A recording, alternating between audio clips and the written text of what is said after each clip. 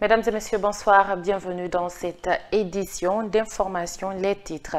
Insalubrité à Conakry, on en parle encore cette fois dans les lieux de négoce où les ordures sont présentes à plusieurs endroits et envahissent les places qu'occupent les vendeuses. Entre odeurs nauséabondes et boue, les vendeuses du marché de Matoto lancent un appel aux autorités. Vous les entendrez dans un instant. Et puis ce soir, nous nous intéresserons à un membre clé du groupe Bembea Jazz, reconnu pour son talent de guitariste. Sekou Bembea Diabaté est aussi compositeur, arrangeur et chanteur. Malgré son âge avancé, l'homme de la culture ne compte pas lâcher. Il promet donc 2 albums musicaux qu'il a chantés pour le plaisir de ses fans. Voilà pour les titres.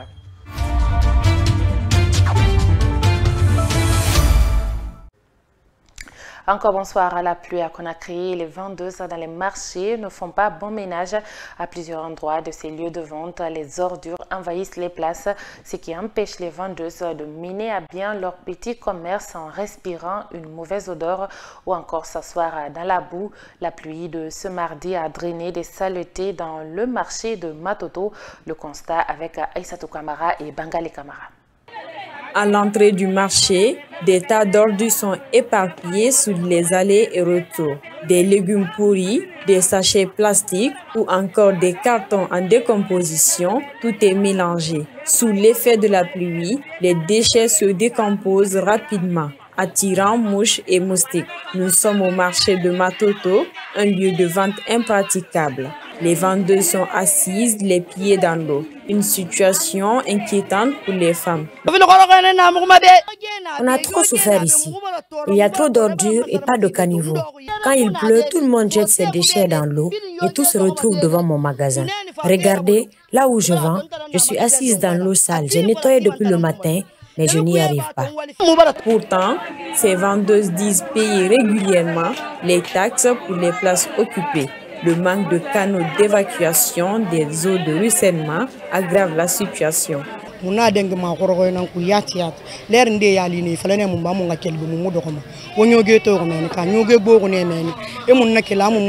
passe cette saison dans le calvaire. On nous a même interdit de vendre ici tant que les ordures ne sont pas ramassées. Tellement c'est beaucoup, pourtant on paye les taxes ici tous les jours, mais les ordures ne sont pas ramassées. On ne sait pas où l'argent la part. Que les autorités nous viennent en aide, il y a trop d'ordures dans notre marché.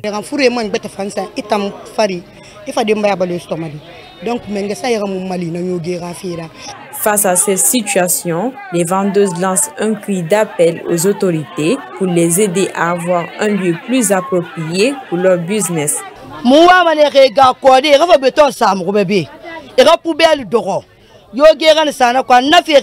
On souhaite quand ils ramassent les ordures qu'ils mettent du béton et posent des poubelles pour nous. Et qu'à chaque 2 ou 3 jours, qu'ils viennent vider pour nous éviter des maladies et que nous puissions quitter dans ces déchets.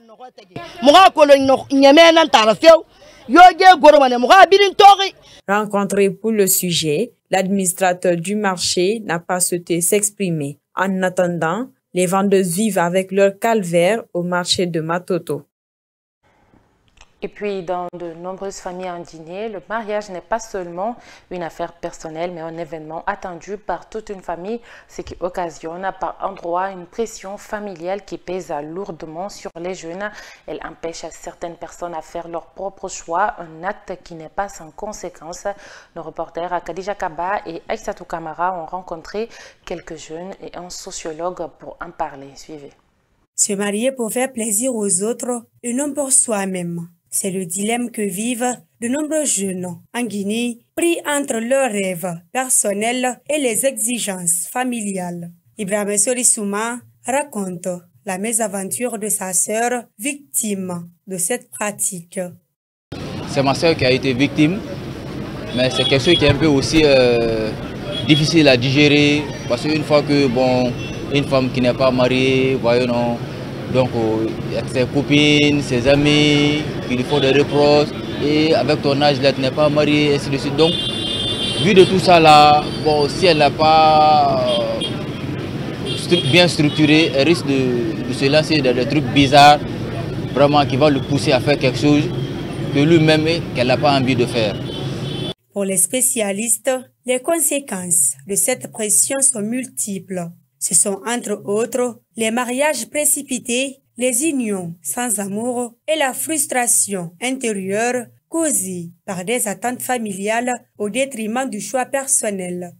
Cela a des conséquences parce que des fois, souvent dans le cadre des communautés qui appliquent l'endogamie, parce que dans le mariage, ça peut être un mariage endogamique, c'est-à-dire que lorsque on t'oblige à chercher, n'est-ce pas, ta femme ou bien ton mari au sein de la communauté.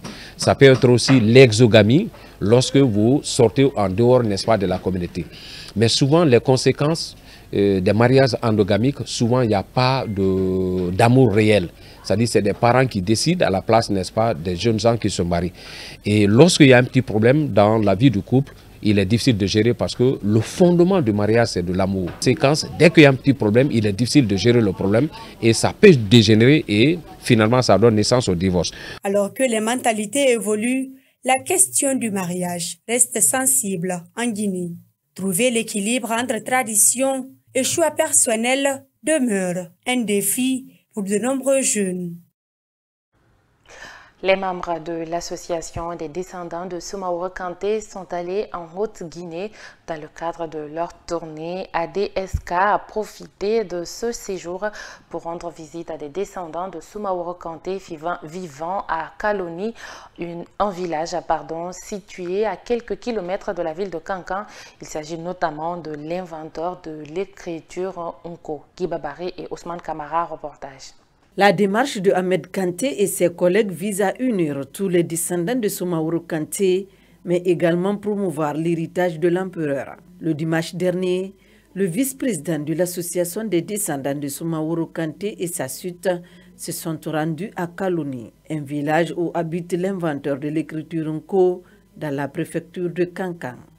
Nous sommes venus leur rendre cet honneur-là et leur dire aussi que nous sommes là et que nous allons, à la mesure de nos moyens, apporter l'aide nécessaire pour l'équipement de l'école Nko qui a été construite, pour ce qui concerne les tables-bancs et autres.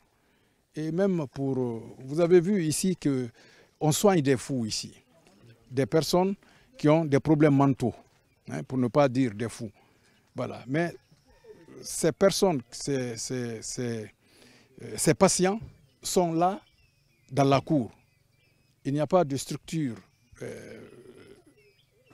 sanitaire dans lesquelles ceux-là qui les soignent et ceux-là qui sont malades puissent évoluer de façon décente. Ces descendants promeuvent le développement à travers leur héritage et la valorisation des langues maternelles. La diversité linguistique permet de découvrir l'engagement de chaque communauté en Guinée. À Kaloni, l'alphabet Nko est bien développé pour l'émancipation de la culture guinéenne. Puisque la vie, c'est une course de fond, ce n'est pas une course de vitesse, ça ne sert à rien de courir vite, aller très loin avec l'alphabet et le langage des autres, alors que les fondements même de cette intelligence-là, ce sont des fondements culturels. Vaut mieux que cela commence. Et je pense qu'aujourd'hui, les écoles d'Nko fleurissent à travers la République et l'État, très certainement, y apporte quelque chose. Mais on dira que l'État doit apporter plus encore pour un rayonnement, pour que le rayonnement national de l'alphabet Nko puisse correspondre avec l'aura internationale de cet alphabet qui est aujourd'hui utilisé même dans le codage des messages au niveau de ces puissances-là. La visite d'Ahmed Kanté à Kaloni a permis de découvrir plusieurs réalités allant dans le sens de l'aide aux communautés. Dans ce village, il y a un puits qui porte le nom du village datant de 1922. Son existence est symbolique. Il sert à soigner des malades mentaux et à ouvrir l'esprit pour l'apprentissage, selon Moussa Kanté, l'un des fils de Karamo Amara, premier occupant du village. Tous ceux qui étaient là comme élèves coraniques, plus de 400 personnes, venaient s'abreuver ici. Et certains aussi venaient prendre l'eau pour faciliter la connaissance de leurs enfants. Donc vraiment tout ça, ça se réalisait. Jusqu'aujourd'hui, l'eau est très bien utilisée. Il est reçu gratuitement, sans commentaire, sans redevance ni rien. Après Kaloni, le village où est né Souleymane Kanté, l'inventeur de l'alphabet Nko, les membres de l'ADSK ont continué leur tournée dans d'autres villages, toujours dans le cadre de multiplier les contacts avec les descendants de Soumaoro Kanté. Notre focus de ce soir est mis sur Sekou Bembeya Diabaté, guitariste reconnu au niveau international pour son talent. Né à Tiro, à Farana, Sekou Diabaté, de son vrai nom, entend élargir son talent en se lançant dans la musique au-delà de la guitare. L'homme de 81 ans promet 2 albums qu'il a déjà réalisés et qui sortiront très prochainement. Ansouba il est baldé et allé à sa rencontre. Suivez.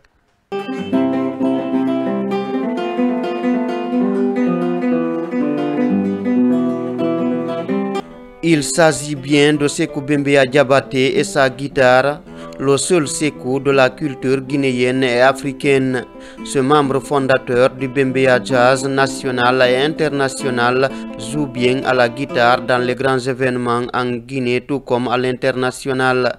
Diamond Fingers, comme l'appellent plusieurs de ses fans, entend réduire la guitare, une décision qui est motivée par son âge avancé. Je ne peux pas raccrocher 100%, mais il faut diminuer à un certain âge. Les moments seront beaucoup diminués après ça. Pourquoi vous décidez de rompre la guitare? Non, je ne peux jamais me séparer de la guitare, jamais. C'est ça, je vais diminuer parce que mon âge a beaucoup avancé. 80 et quelques années.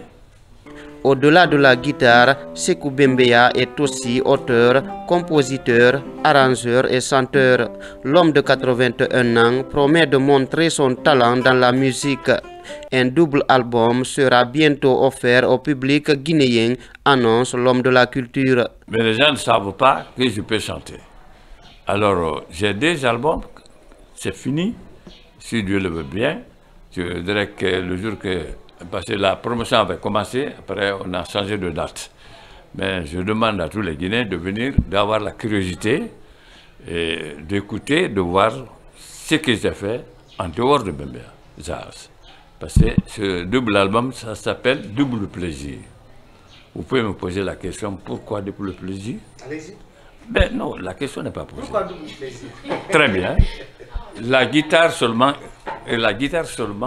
c'est un plaisir, oui ou non? La chanson, comme tous les autres, c'est quoi? Voilà, donc c'est ce que je fais. Sekou Bembeya Diabaté attire beaucoup plus à travers ses gestes en jouant à la guitare lors de grandes rencontres. De tout son corps, chaque partie a un rôle à jouer pour donner une bonne sensation au public en face. Il met tout en mouvement, la tête, les pieds et les 2 mains en même temps. Quand moi je suis avec la guitare, c'est comme quand vous donnez, vous avez un bébé et vous lui donnez quelque chose qu'il aime bien. Voilà, je suis comme ça avec ma guitare. Je suis comme ça. Les gestes là, ça vient. C'est l'amour que j'ai. Voilà, ou quand vous avez l'amour de quelque chose, d'abord le plaisir, vous vous donnez même le plaisir. Vous vous donnez vous-même le plaisir. C'est à travers ce que vous faites que le public prend sa part. C'est ça. Si vous n'êtes pas à l'aise, c'est-à-dire vous n'êtes pas des gestes qui prouvent au public que vous êtes à l'aise, ben le spectacle est à côté. Avec le Bembeya, Sekou, le Diamond Fingers de groupe musical est reconnu au niveau international à cause de son savoir-faire dans la guitare. De 1961, date de la création du Bembeya Jazz, les membres du groupe ont su garder la cohésion. À reconnaître que Sekou, le guitariste, avait un complice dans le collectif. Il s'agit de Demba Camara, le musicien du Bembeya, mort en 1973 dans un accident de voiture. Une disparition tragique qui avait secoué et continue de revenir en souvenir à Sekou, le guitariste. Ce que je regrette, merci beaucoup pour votre question. Tout ce que je regrette dans ma vie, dans toute ma vie, c'est la disparition de Demba, aussi brutale, que Dieu nous a fait. Je regrette de ça de toute ma vie. Parce que Demba et moi, quand on est sur la scène, c'est comme si quelqu'un qui nous communiquait. Je dis, moi je pense à faire quelque chose à la guitare. Quand je le fais, si on a un spectacle par exemple, Demba sait lui ce qu'il doit faire après. Si Demba fait aussi quelque chose de fabriqué comme ça, moi je sais quel accompagnement que je dois coller. Et je le dis jusqu'à maintenant, depuis la disparition de Demba, je n'ai pas eu aucun chanteur qui a pu me communiquer cette façon de travailler. C'est pour vous le dire que la disparition de Demba est liée à ma vie. Parce que, imaginez-vous, depuis en ce temps, jusqu'à maintenant, si Demba vivait, on aurait fait autre chose que l'Afrique n'aurait jamais imaginé.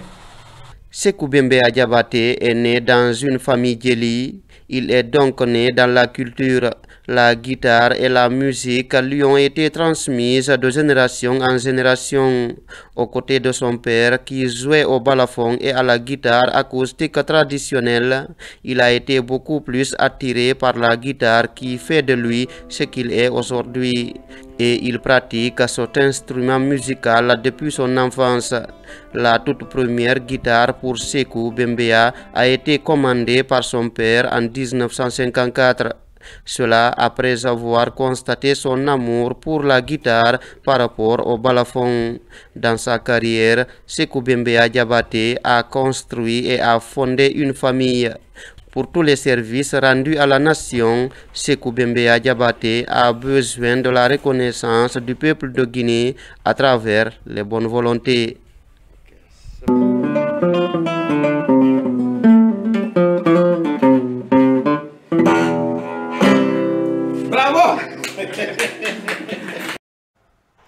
Dans l'actualité africaine, le Rwanda quitte officiellement la communauté économique des États de l'Afrique centrale. Kigali dénonce l'instrumentalisation de l'organisation par la République démocratique du Congo et par conséquent, il annonce son retrait. Cette décision intervient après la prolongation de la présidence de la Guinée équatoriale à l'occasion de la 26e Assemblée générale tenue samedi dernier à Malabo. Lamarana Baldé. Les tensions diplomatiques entre Kigali et Kinshasa s'invitent dans l'instance régionale centrafricaine. Ce samedi, Rwanda a accusé la communauté économique des États de l'Afrique centrale d'être, je cite, instrumentalisée par la République démocratique du Congo avec le soutien de certains chefs d'État. Par ailleurs, l'organisation centrafricaine a reconduit le président en exercice de la commission sortante, l'équato-guinéen Nguema Bazogo, pour une année supplémentaire. Une décision rejetée par Kigali. Par conséquent, le Rwanda annonce son retrait de l'organisation sous-régionale. Selon le pouvoir de Kigali, la présidence tournante de la communauté économique des États de l'Afrique centrale devait revenir au Rwanda. Selon des sources citées par RFI, des responsables de la République démocratique du Congo auraient évoqué les tensions entre le Rwanda et la RDC pour influencer la décision de la communauté économique des États de l'Afrique centrale. Et pour finir, la Coupe UFAO U20, initialement fixée du 15 au 30 juin 2025 au Ghana, a été officiellement reportée à une date ultérieure. L'annonce a été faite ce lundi par l'Union des fédérations ouest-africaines de football. Commentaire à Kadiatou 6 Camara. Tellement prévu du 15 au 30 juin 2025 à Pran-Pran au Ghana, la Coupe de l'Union des fédérations ouest-africaines, UFOA, des moins de 20 ans a été reportée à une date ultérieure. Les zones A et B séries masculines étaient les concernées par la compétition de football. L'annonce a été faite ce lundi par l'Union des fédérations ouest-africaines. Ce report, selon des sources proches de l'organisation, fait suite à une demande du comité d'organisation confronté à des défis logistiques et organisationnels. L'objectif serait de garantir un tournoi de qualité sur tous les plans, les infrastructures, la sécurité, le logement et l'accueil des délégations. Ce contretemps intervient alors que le tirage au sort avait déjà eu lieu avec 12 sélections prêtes à en découdre. La Guinée est parmi les sélections qui doivent compétir et est logée dans le groupe B avec le Nigeria, le Burkina Faso et le Niger. Certaines sélections, comme les éperviers U20 du Togo, avaient déjà entamé leur préparation avec des stages et des matchs amicaux programmés, notamment face au Bénin. Ce report, bien que regrettable, pourrait être une opportunité pour les équipes d'affiner leur tactique et renforcer la cohésion en attendant la nouvelle date officielle pour la compétition. Et voilà, c'est la fin de cette édition d'information. Merci à tous de l'avoir suivi. Au revoir.